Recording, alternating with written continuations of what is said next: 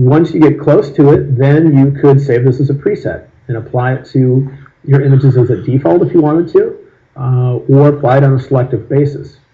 Some cameras also produce a little hint of kind of purplish in the shadow area. I think it might have been Fuji cameras, I don't remember for certain now. And this was in there to compensate for it. And it means we could shift the color just in the shadows away from magenta or away from green. So if we had a camera that had that problem, we'd be able to try to compensate for it there. But this is the camera calibration. Yes? I was wondering if you've come across presets that'll match exactly what Canon has done or what Nikon has done. I haven't looked for them, so I don't know. There might be some out there. I'm not sure. You can do a Google search and see what you come up with.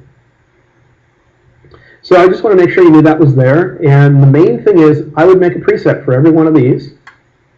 And once you get used to the one you like out of these, as far as how it renders, what kind of thing you shoot, like if you just get skin tones versus landscapes, then fine-tune it by moving these sliders around to see if you can get it to be even more closer to what you'd like, and then save that as a preset too. And you're going to get a slightly different look with your images. It's kind of funny, though, how they named these, because I usually hate using camera landscape on landscapes. It usually makes things too vivid for my eye, that kind of thing.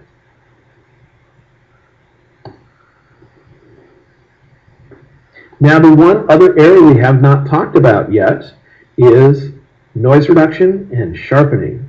And the only reason we haven't talked about it is we were trying to keep Bill in the room so he wouldn't leave after the first day or leave after the second day, because that's what he came here for.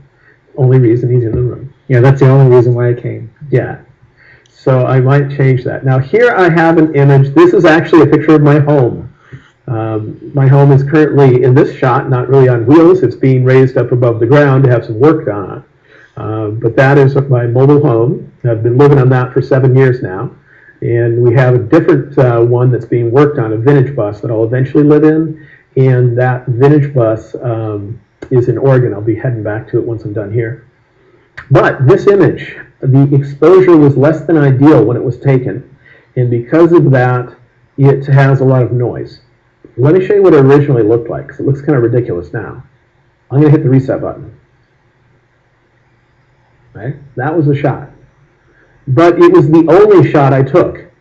I don't know what I had my camera set to. I don't know what I was thinking when I pressed the shutter. I didn't review it because my bus was up in the air and I was talking to him about that stuff. That was what my mind was on, not camera settings. And that's my shot. So could I make it at all usable is the question. So let's see what we come out with. First I'm going to hit the auto button. See if that helps us out. Dang, not bad, huh? Well, that's because all it's doing is it looks up here at the histogram, and before it said, gee, your histogram is about this wide, and it said, what could we do to get it to go across? And it figured that out, so it goes largely across. I might want a little bit more shadow detail, so I can bring my shadows up a little. And maybe a little clarity, make it stick out a little bit, that kind of thing. But if I zoom up on this image, I'm even afraid of what I'm going to see, because zoomed out on the image, it looks pretty terrible. But if I click, oh God, look at that noise. Yeeks. And now, I don't think I'm going to be able to completely get rid of that noise. But I want to see how much of it I could get rid of. Before we tackle this image, though, it might be better to tackle one that is closer to normal, and then go to extreme example. Do you remember this image? Didn't I mention that it had quite a bit of noise when we were done with it?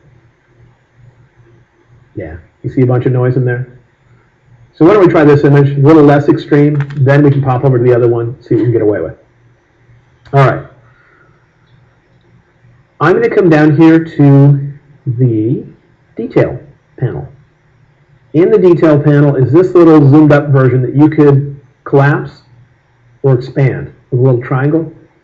So if you want to be able to monitor more than one area of your picture, or if you have this part where you're zoomed out to fit in window and you still want to be able to see up close somewhere, you could have this to show you. This is just a small version of the image.